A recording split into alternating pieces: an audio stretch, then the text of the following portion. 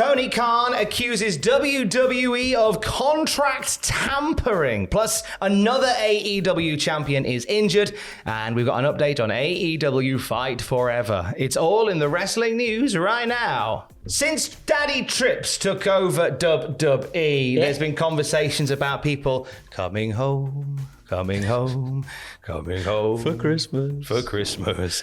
And Tony Khan is not a happy camper about it. Fightful Select say that there was a meeting yesterday that was headed by Tony Khan with the entire roster before Dynamite. He was fired up during the meeting and says several topics were tackled, including working as a team, the lines of communication, and who the talent can talk to. I'd like to think there's also discussions about, taking the bins out of the kitchen. There's got to be communication. There's got to be communication in that department. Like, we'll put some money in for subs for tea bags, that sort of thing. Biscuits and that. Yeah. Biscuit orders, things like that. Can we please get a rota for cleaning the toilets, that sort of thing.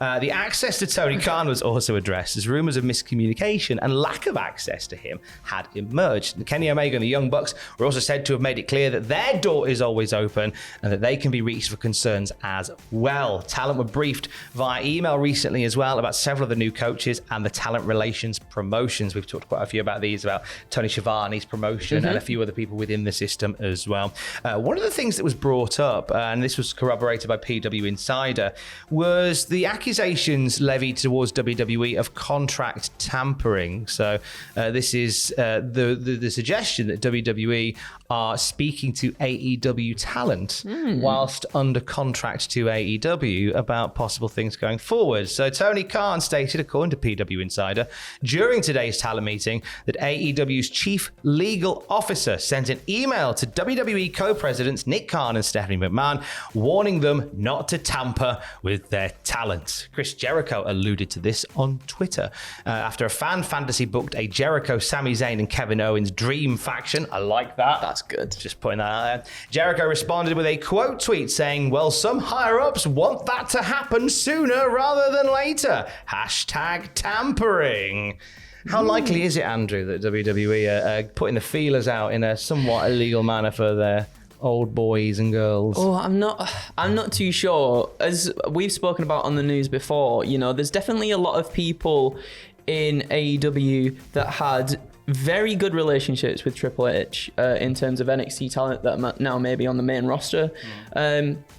However, I feel as though, maybe I'm completely wrong in thinking this, I feel as though they would know the legalities and such a thing and would probably want to steer clear of that. Yeah, you'd think so, and you'd hope so. You would hope so, but it's wrestling. We had a story of it is wrestling, and it is sometimes a bit of the Wild West. Yeah. See, the nature of that is as well, it comes back to, I think we had a report maybe a week or two ago, which said that some AEW stars had already had feelers put out to see where they're at. Yeah. As possibly coming home. Do we think it's more of just someone being like, hi, how you doing? From this side of the... It's a bit like when suddenly you become single on Facebook and you just get a, oh hey. From your grandma. Just checking in to see how you're doing. That's all I meant. Maybe Trips is just checking in to see how everybody is. That was this. There's some. We need to have a chat after this. We need to have a serious conversation. In that Stuff sort of slightly manner. more illegal than contract tampering. It's being suggested.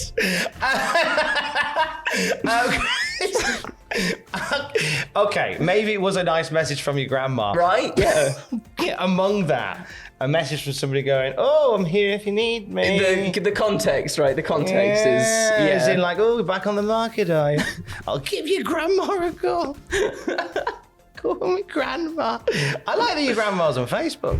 Oh, she's not. I was just putting that. I was just saying a random. But a grandma, definitely, she's not. Definitely on Facebook. A grandma could be on Facebook, probably sharing some minion memes. Most probably. And Live, laugh, love. And tagging granddaughters in cooking recipes, going, love you lots. Have you seen this? Make sure you eat it at university. if you need me. Just as now, let's move on from that particular hot topic. Just as one interim championship reign is ending, another one is beginning. Oh. What is happening, Andrew? Well, during Dynamite last night, Thunder Rosa had a little backstage segment with Tony Schiavone, genuinely heartbreaking as well. You could see how upset she was, and I think how upset a lot of us certainly are about this. Thunder Rosa announced that she's injured and can't defend the AEW Women's title at All Out. There's going to be a 4-way match, though, to determine an interim championship at All Out, and it's going to be Toni Storm versus Britt Baker versus Jamie Hayter versus Hikaru Shida as well. How do we feel about interim champions? So I guess I was wondering how this is maybe the third. Yeah, with the TNT title as well, right? TNT. Maybe the fourth then. Because I was thinking also the Ring of Honor Women's. Oh yeah, of course. If we're tying that into AEW yeah, stuff might as well. I mean, might as well do at this point. I think the thing that's sort of come round for me in terms of interim championships is how well Jon Moxley has carried it. And even addressed what people might think of an interim championship, that it doesn't matter. But Jon Moxley has certainly made it feel like it matters now. Yeah. I think it's a good thing to have in terms of getting angles over on television as well. It has you'd assume it would have a natural conclusion in terms of you will get the interim champion versus the main AEW champion of whatever division it might be. And I quite like that. I don't want it to necessarily just be a storyline crutch for something. I would like to feel as though the interim champion has definitely earned that shot and earned that title by having incredible matches before we get to said final bout between them and the champion themselves. But yeah, how do you feel about it? I just think it's been a lot, and there has been a lot recently. I get it. People get injured. I do, but I wonder whether it's cleaner just to go, I forfeit the title. I just feel like I don't know whether I'm a bit basic. I don't know. I feel like it's cleaner just to go, I have to vacate the title. And then what you do is you kind of go, but when I'm healthy, Lord help you, I'm coming. Lordy coming. I think that's maybe a good way to do it too. It because just makes Wikipedia messy. That's just what I'm saying. You've got sympathy behind the person that's then lost the title, don't you? Yeah, there's a story, a comeback story there. Definitely. Rather than kind of like, can you hold me seat for me while I pop for an operation? Yeah. Like it's now like I've lost my seat and I've got to fight to get it back. I think that's a good point. I personally, I'm old school, so like the interim thing I've only recently heard about, and I think I was watching. I put Dynamite on last night as I went to bed, and I nodded off before the title matches happened, and then I woke up as Jon Moxley was talking about like I am now the judge. Oh, okay, fair enough. And then I shut my eyes again, opened them again, and they were mentioning interim champions. I was like, what? Another one? Another one.